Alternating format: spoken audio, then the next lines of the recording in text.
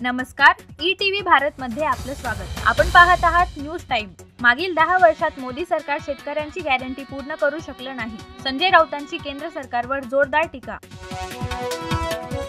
पुण्यात महायुतीतील सर्व घटक पक्षांची बैठक। रासपला बैठकीचं निमंत्रण नसल्यानं महादेव जानकर नाराज। मात्र जानकर आमच्या सोबतच, मंत्री चंद्रकांत पाटलांचं स्पष्टीकरण।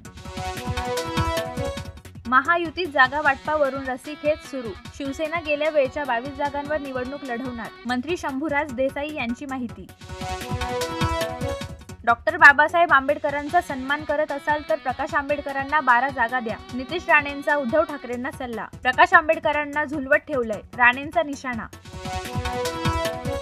बारामती लोकसभा मतदारसंघात प्रचाराची रणधुमाळी। खासदार सुप्रिया सुळेंनी 192 पानांचा कार्य अहवाल केला प्रसिद्ध। संसदेत मांडलेल्या प्रश्नांचा उल्लेख, मतदारसंघात केलेल्या कामांचा घेतला आढावा। मराठा समाज लोकसभा निवडणुकीत प्रत्येक गावातून एक उमेदवार उभा करण्याच्या तयारीत। राज्यातून तब्बल 2.5 लाख अर्ज येण्याची शक्यता। निवडणूक आयोगाची डोकेदुखी वाढणार। कास पठारावर फिरायला निघालेल्या तरुणांवर काळाचा घाला। कार दुभाजकाला धडकून दोघांचा मृत्यू तर 3 जण गंभीर जखमी। व्होट फॉर नोट प्रकरणी सर्वोच्च न्यायालयाचा मोठा निर्णय। आता लोकप्रतिनिधींनी पैसे घेऊन सभागृहात भाषण किंवा मतदान केलं तर त्यांच्यावर गुन्हा दाखल होऊ शकणार।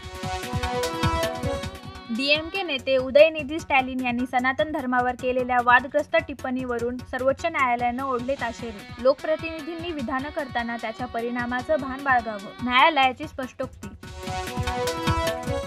सारा अली खानचा देशभक्तीपर चित्रपट ए वतन मेरे वतनचा ट्रेलर प्रदर्शित। चित्रपट OTTवर रिलीज होणार। कन्नन अय्यरनं केलं चित्रपटाचं दिग्दर्शन। न्यूज टाइम मध्ये आज इथेच थांबूया। अधिक माहितीसाठी लॉग इन करा etvbharat.com।